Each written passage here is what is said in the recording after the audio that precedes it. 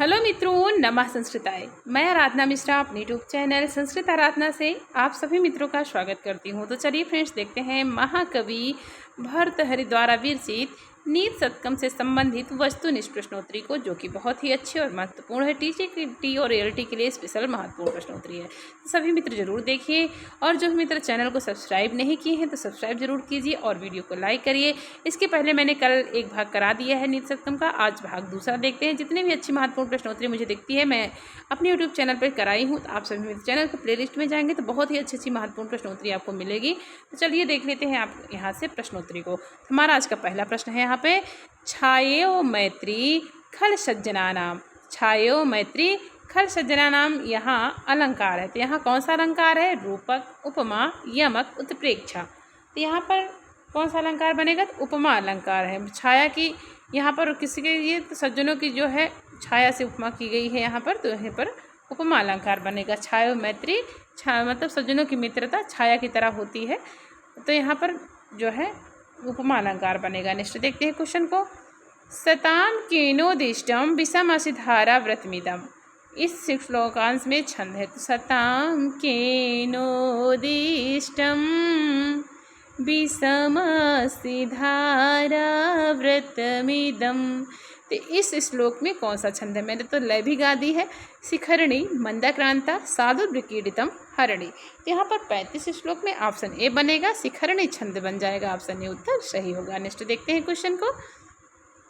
एका नारी सुंदरी वा दरीवा। एका नारी सुंदरी वा दरीवा, यहाँ दरी पद का अर्थ है। तो दरी पद का क्या अर्थ है? कुरूप, गुफा, बिछौना, निवास स्थान। तो यहाँ पर ऑप्शन दरी में हो जाएगा बी, गुफा हो जाएगा। एका नारी सुंदरी वा दरीवा, एको मित्रम भूपतिर्वा यतिर्वा, एको देवः केशवो वा शिवो वा।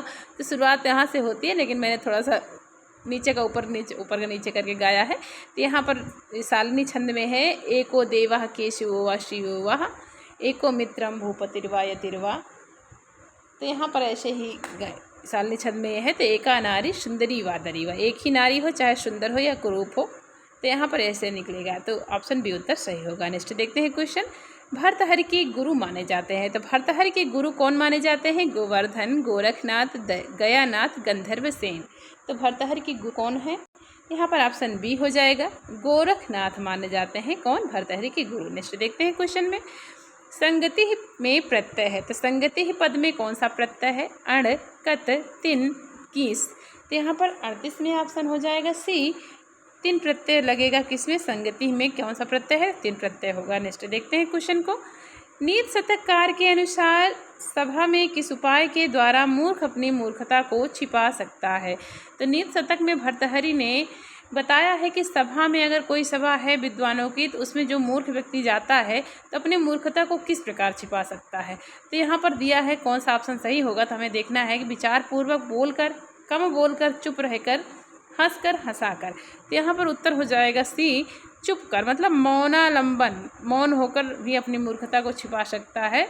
मूर्खों की औषधि है मौन रहना। तो ये ऑप्शन यहाँ पर सी हो गए। नेक्स्ट देखते हैं क्वेश्चन को। मूर्धन व सर्वलोकस्य श्लोकांश में मूर्धन पद का अर्थ है। तो मूर्धन व सर्वलोकस्य श्लोकांश में मूर्धन पद का क्या अर्थ है? आगे, पीछे, नीचे, ऊपर। तो 40वें ऑप्शन डी हो जाएगा, ऊपर हो जाएगा। ऑप्शन डी सही होगा। मूर्धन के पद का क्या अर्थ होगा? ऊपर होगा। नेक्स्ट देखते हैं क्वेश्चन को। प्रारब्धते न खलु विघ्न भयेन नीचहि। तो मैंने पढ़ ही दिया है, प्रारब्धते न खलु विघ्न भयेन कई जनई बालई नीचई सज्जनई। तब प्रारब्धते न खलु विघ्न भयेन कई ही, तो नीचे ही हो जाएगा। ऑप्शन यहाँ पर सी उत्तर सही हो जाएगा। ऑप्शन सी सही है। नेक्स्ट देखते हैं क्वेश्चन को। ए पर हितम स्वार्थाय निघ्नन्ति। नीति शतक के अनुसार वह लोग हैं। तो ए पर हितम स्वार्थाय निघ्नन्ति, नीति शतक के अनुसार कौन से लोग हैं? यहाँ पर ऑप्शन कौन सा सही होगा? उत्तमः, मानुषराक्षसः, सामान्यः, सत्पुरुषः। तो यहाँ 42वें ऑप्शन बी हो जाएगा, मानुष राक्षसा हो जाएगा। ऑप्शन बी उत्तर सही है। नेक्स्ट देखते हैं क्वेश्चन को। पर्वत के पंख किसने काटे हैं? तो यहाँ 43वें ऑप्शन हो जाएगा कौन सा, कि पर्वत के पंख किसने काटे थे? जब मारने के लिए वहाँ पर हिमालय उड़ते थे, पहले पर्वत उड़ते थे, तो जब जहाँ मर्जी होता था वहाँ जाके अपना निवास स्थान बना लेते। तो पर्वत के नीचे जब बहुत से पक्षी प्राणी जीव जंतु जो आते थे, जो नीचे पड़ते थे, दब जाते थे, तो वहाँ पर इंद्र ने क्या किया कि हिमालय पर्वत का पंख ही काट दिया। और हिमालय का पुत्र क्या था? मैनाक। तो यहाँ पर मैनाक जो है समुद्र में जाकर छिप जाता है, अपने पिता को तड़पता हुआ, जब हिमालय का पंख कटा था तड़पता हुआ छोड़कर, उस श्लोक का भावार्थ है। तो यहाँ पर ऑप्शन ए हो जाएगा, इंद्र ने काटा था क्या? पर्वत के पंख। नेक्स्ट देखते हैं क्वेश्चन आगे।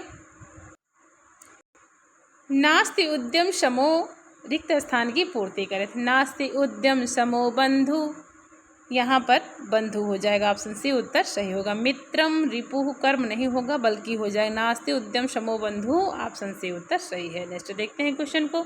विद्या विहीन होते हैं, तो विद्या विहीन कौन होते हैं? गौ, अश्व, पशु, हस्ती। तो विद्या से विहीन कौन होते हैं? पशु। जो विद्या के विहीन होते हैं वो पशु के समान होते हैं। भर्तृहरि ने शतक में अपने लिखे हैं कि विद्या विहीना पशु समाना। तो पशु के समान होते हैं कौन? जो विद्या से विहीन होते हैं, जिनको विद्या नहीं आती है तो पशु के समान जानते, उनको समझिए। नेक्स्ट देखते हैं क्वेश्चन को। शतक त्रय की रचयिता है, तो शतक त्रय की रचयिता कौन है? भट्टी, भर्तृहरि, अमरुक, भवभूति। तो ऑप्शन बी हो जाएगा, भर्तृहरि हो जाएगा, ऑप्शन बी उत्तर सही है। नेक्स्ट देखते हैं क्वेश्चन को। भर्तृहरि किस देश के राजा थे? तो भर्तृहरि किस देश के राजा थे? गोरखपुर के, मालव देश के, महाराष्ट्र के या प्रयाग के? यहाँ पर ऑप्शन हो जाएगा कौन सा? सही उत्तर होगा 47 में बी, मालव देश के राजा थे कौन? भर्तृहरि। आगे नेक्स्ट देखते हैं क्वेश्चन को। शतक त्रय के रचनाकार ने और किस प्रसिद्ध ग्रंथ की रचना की है? तो शतक त्रय के रचनाकार ने और किस प्रसिद्ध ग्रंथ की रचना की थी? अष्टाध्यायी की, महाभाष्यम की, वाक्यपदीयम की, वैयाकरण भूषण सार की। तो शतक त्रय के रचनाकार ने एक प्रसिद्ध ग्रंथ की रचना की थी, जो कि बहुत ही अच्छी ग्रंथ उनकी थी। तो यहाँ पर ऑप्शन हो जाएगा कौन सा? तो उत्तर सी हो जाएगा, वाक्यपदीयम व्याकरण ग्रंथ की रचना की थी कौन? भर्तृहरि ने। और इसी के नाम से इनको स्फोट वायन से प्रसिद्ध भी हुआ था। बहुत ही अच्छी रचना थी। नेक्स्ट देखते हैं क्वेश्चन। जहाँ अर्थ की दृष्टि से प्रत्येक श्लोक स्वतंत्र होता है वह क्या है? तो जहाँ अर्थ की दृष्टि से प्रत्येक श्लोक स्वतंत्र होता है वह किस काव्य में आता है? महाकाव्य, खंड काव्य, चंपू काव्य या मुक्तक काव्य? तो यहाँ पर ऑप्शन डी हो जाएगा, मुक्तक काव्य के अंतर्गत आता है, जो 19 शतक हमारा मुक्तक काव्य है भर्तृहरि का। तो यहाँ पर ऑप्शन डी हो जाएगा। नेक्स्ट देखते हैं क्वेश्चन को। व्यक्ति धन प्रदान प्राप्त करता है, तो व्यक्ति धन कैसे प्राप्त करता है? अपने भाग्य से, अपने दुष्कर्मों से, वरदान से या गुरु की कृपा से। तो 50वें ऑप्शन हो जाएगा यहाँ पर सही उत्तर ए होगा, अपने भाग्य से धन प्राप्त करता है व्यक्ति, ऑप्शन ए उत्तर सही होगा। नेक्स्ट देखते हैं क्वेश्चन को। किसके चित्त को बदला नहीं जा सकता है? तो किसके चित्त को बदला नहीं जा सकता है? सज्जनों के, भक्तों के, मूर्ख के या योगी के? तो यहाँ पर ऑप्शन कौन सा सही हो जाएगा?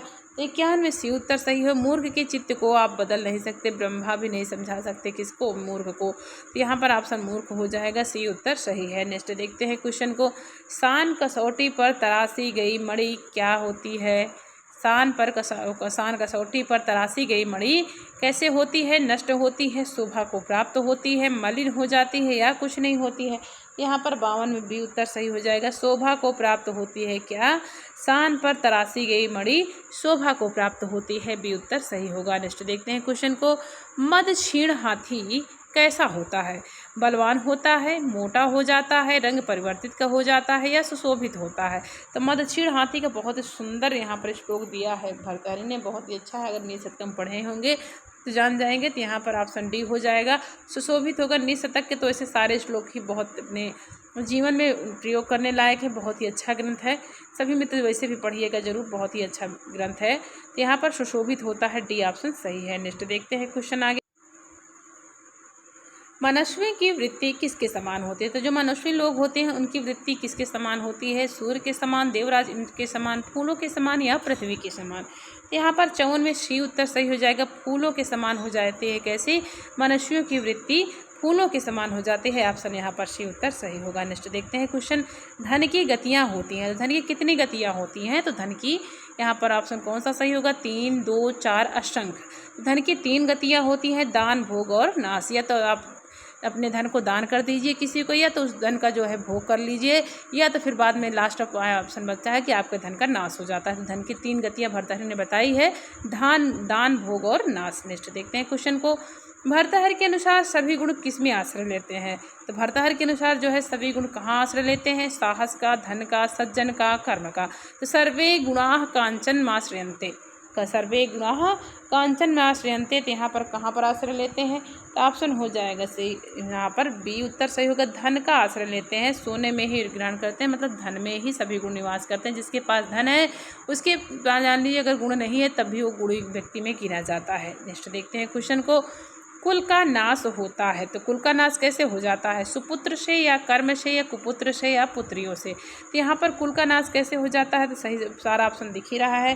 तो 57 में ऑप्शन हो जाएगा कौन सा, सी उत्तर सही होगा। कुपुत्र, अगर एक कुपुत्र हो गया आपके घर में तो पूरे कुल का यहाँ पर नाश कर देता है, तो कुपुत्र से ही कुल का नाश हो जाता है। ऑप्शन सी उत्तर सही है। नेक्स्ट देखते हैं क्वेश्चन को। सैकड़ों प्रकार की चाटुकारिता से कौन खाता है, तो जो सैकड़ों प्रकार की चाटुकारिता करने के बाद कौन खाता है, कुत्ता, मनुष्य, निर्धन या हाथी। तो 98 ऑप्शन डी हो जाएगा, हाथी जो होता है।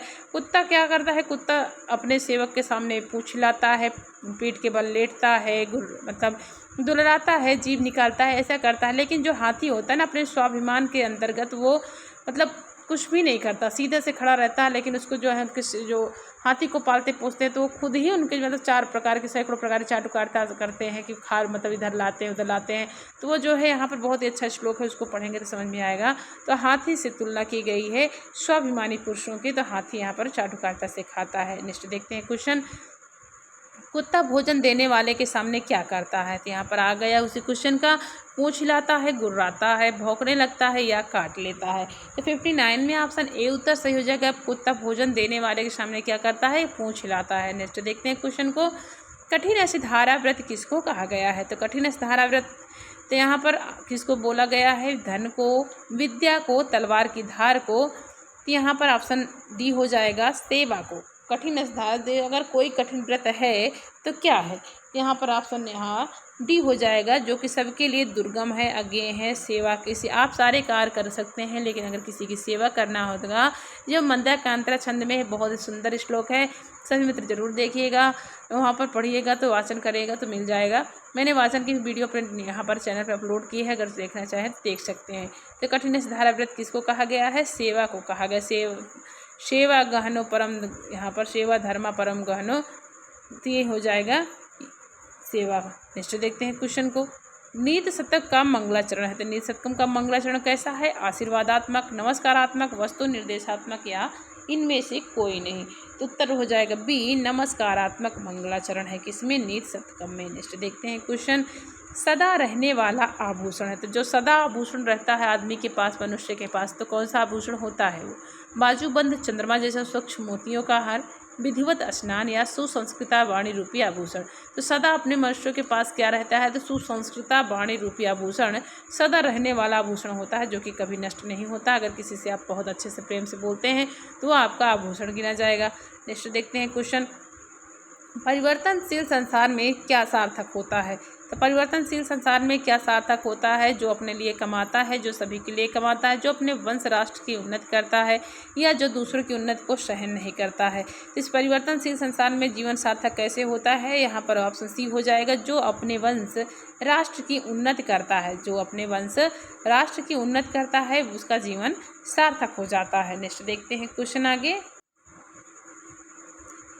मनुष्य हाथी के समान मदान्ध कब हो जाता है, जब मनुष्य हाथी के समान मदान्ध कब हो जाता है, जब सुरापान कर लेता है, जब धनिकों के संपर्क में आता है, जब थोड़ा ज्ञान पा लेता है, या जब कार्य में सफल हो जाता है। तो 64 में ऑप्शन यहाँ पर सी उत्तर सही हो जाएगा। जब थोड़ा ज्ञान पा लेता है मनुष्य तो वो हाथी की तरह मदान्ध हो जाता है। थोड़ा सा अगर अल्प ज्ञान हो जाता है इंसान को तो अपने फुदकने लगता है कि मैं और कोई सर्वस्व जगत में है नहीं मेरे सामने। तो यहाँ पर वही ज्ञान दिया गया है कि जब थोड़ा सा ज्ञान, अल्प ज्ञान जिसको कहते हैं, तो अगर पा लेता है मनुष्य तो एक मदमस्त हाथी के समान मदमांध हो जाता है, उसे अपने आगे कोई दिखता नहीं है कि मैं हूँ और कोई नहीं है। तो यहाँ पर सी उत्तर सही होगा। नेक्स्ट देखते हैं क्वेश्चन को। मनुष्य का सर्वज्ञ होने का ज्वर कब उतारता है, जब मनुष्य का सर्वज्ञ होने का ज्वर यहाँ पर कब उतारता है, सब भर्तृहरि ने बताया है कि जब कुछ विद्वानों के संपर्क में आता है, जब उसे सभा में जाना पड़ता है, जब असफलता मिलती है, या जब कार्य करता है। तो मनुष्य का सर्वज्ञ होने का ज्वर कब उतर जाता है, जब वह कुछ विद्वानों के संपर्क में आता है। तो पहले तो उसे लगता है कि मैं और कोई नहीं, लेकिन जब कुछ विद्वानों के संपर्क में जाता है और उनसे मिलता है, बात करता है, बैठता है संगत में, तो वहाँ पर उसके जो विद्वानों का संपर्क है तो जाहिर सी बात है कुछ तो अंतर आएगा है, तो उसके मतलब ज्वर उतर जाएगा। जो सर्वज्ञ होने के मैं ही मैं, अहम वाला जो सर्वज्ञ है उसके अंदर कि मैं तो मैं और कोई नहीं, तो वो जो है विद्वानों के संपर्क में आने से उतर जाता है। ज्वर कहते हैं उसे, भर्तहरि ने ज्वर का नाम दिया है। तो विद्वानों के संपर्क में आने पर उस मनुष्य के सर्वज्ञ होने का ज्वर उतर जाता है। ऑप्शन ए उत्तर सही है। नेक्स्ट देखते हैं क्वेश्चन को। नीति शतक में वर्णन है, तो नीति शतक में किसका वर्णन किया गया? धर्म का, नीति का, राजा का या पशुओं का? तो नीति शतक में वर्णन नीति का किया गया है। यहाँ पर भी उत्तर सही हो जाएगा 66 में, तो जो कि बहुत ही अच्छा वर्णन भी किया है, अपने दैनिक जीवन में प्रयोग के लिए श्लोक है। यहाँ पर नेक्स्ट देखते हैं क्वेश्चन को। चाणक्य नीति के लेखक हैं, तो चाणक्य नीति के लेखक कौन है? भवभूति, भारवी, कौटिल्य, चाणक्य या भर्तृमेट? तो 67 में ऑप्शन यहाँ पर सी उत्तर सही होगा। कौटिल्य चाणक्य नीति के लेखक हैं। ऑप्शन सी उत्तर सही है। नेक्स्ट देखते हैं क्वेश्चन को। शतक त्रय में सम्मिलित नहीं है, तो शतक त्रय में कौन सम्मिलित नहीं है? नीति शतक, वैराग्य शतक, अमरूक शतक या श्रृंगार शतक? तो 68 में यहाँ पर ऑप्शन कौन सा सही हो जाएगा? तो 68 में सी उत्तर सही हो जाएगा। अमरूक शतक जो है शतक त्रय में सम्मिलित नहीं है। ऑप्शन सी उत्तर सही है। नेक्स्ट बाकी नीति शतक है, वैराग्य शतक है और श्रृंगार शतक भी हो जाएगा, लेकिन अमरूक शतक शतक त्रय में नहीं है। नेक्स्ट देखते हैं क्वेश्चन को।